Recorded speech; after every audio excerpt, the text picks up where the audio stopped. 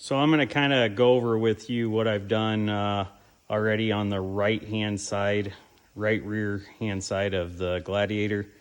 I went ahead and loosened all the link bolts. This just allows the axle to move up and down more freely. I'm going to come back and change these links, but I was kind of trying to install like what would come in the Curry 1.5 inch lift kit that would utilize the Mojave parts first, and then I'll come back and address like the upgraded stuff afterwards. I did misspeak a little earlier about the ordering an extra set of sway bar end links. I actually didn't. The 1.5 inch lift kit comes with a set of sway bar links. I will probably end up using the rods off of this in conjunction with the anti-rock on the rear. So I'm going to go through and show you like each component in the rear that I've installed, and I've got this side kind of done, and then I'll show you the other side like is in the beginning stages. So this sway bar link that comes in the 1.5 inch kit replaces this sway bar link, this stock one. It has a couple little misalignment bushings up there. I don't really like the way this stock bolt looks. I would probably cut this washer off or get a bolt without a washer on it at a local hardware store and put that in instead. But I've got, and then I had to drill this out, the sway bar out to 1/2 inch down here. So that would take care of the sway bar. After I loosened all these links and the track bar, I took the coil out just because I knew I'd have to move the axle up and down to mess with the shocks. So I lowered it a little bit, took the coil out, and this is the coil spacer for the rear. So the coil will go right back in the way it did with the isolator on the top and the coil spacer on the bottom.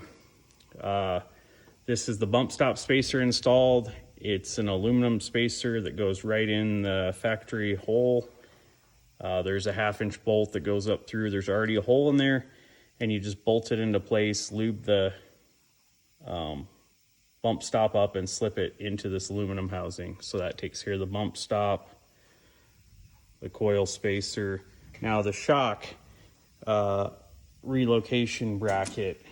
I loosened the top shock mount just so I could spin the shock more easily. So what I did is, the way this bracket is one bracket goes over the shock mount and one bracket goes on the inside of the shock mount. So I kind of bolted this up with the spacer in it. You have to leave it kind of loose, and I slipped the shock in and use the shock to square this up. And when you get it kind of all squared up and kind of tighten it together evenly, you can get it square on there, and then drill the hole in the back. I just went like the next size bit bigger than 3/8, and the holes lined up perfectly. And I drilled that out and then put the bolt back in and tightened it.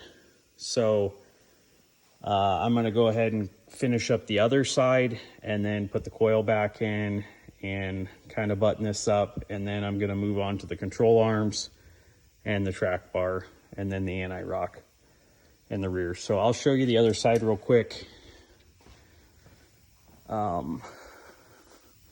So I was talking about this shock mount. See, one of them's behind, the other one's on the inside. And you kind of tighten it up with the shock in there to get it square, and then drill through here and they line up good, and then put the bolt in. This is the bump stop spacer. See, there's already a hole up in there, and you just put the included 1/2 inch bolt through it, bolt that into place, and then slip the number up in, and it's done. This is the misalignment bushings for the sway bar link, and it's pretty self-explanatory. I think that about takes care of it. So I'll get this other side buttoned up and then move on to the next thing. So I got this driver's side done on the Rock Jock 1.5" Mojave kit. Pretty simple to install. It has a shock spacer. It bolts in real simple, just like the rear. One bracket overlaps, the other one goes inside. I went ahead and loosened the links, all 4 of them, and the track bar to allow the axle to move a little more freely, and the upper shock mount also. So it's got the shock mount and coil spacer that goes underneath the spring insulator and the air bump. They use the factory nuts up here, and then new bolts go through the spacer. That's pretty simple. The only thing that got tight on the front, nothing really got tight on the rear. I'll show you when I get this all finished up. I'll show you in the rear what I had to loosen, but on the front I had to loosen this clip that holds the brake line and the ABS sensor. So you got shock mount, coil spacer, and then to finish the front up, it comes with a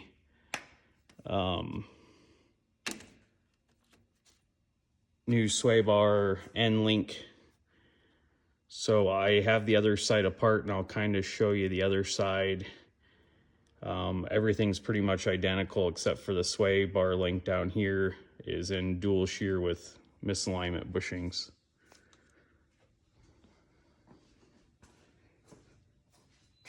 So here is with the air bump out, and this fell down when I was videoing just right now.